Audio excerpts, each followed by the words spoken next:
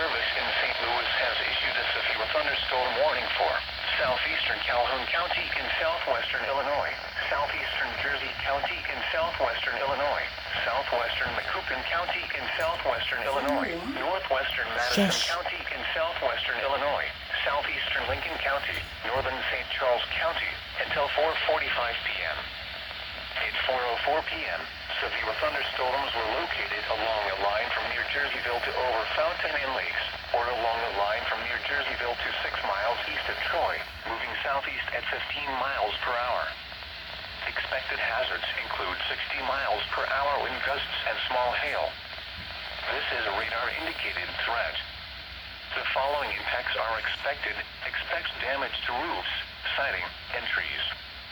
Locations impacted include O'Fallon, St. Charles, St. Peters, Woodsville, Alton, Hazelwood, Godfrey, Lake St. Louis, Garden Prairie, Jerseyville, Cotlerville, St. Paul, Brighton, Bunker Hill, Grafton, Elsa, West Alton, Josephville, Portage, Sioux, and Orchard Farms. This includes Interstate 70 in Missouri between exits 209 and 227.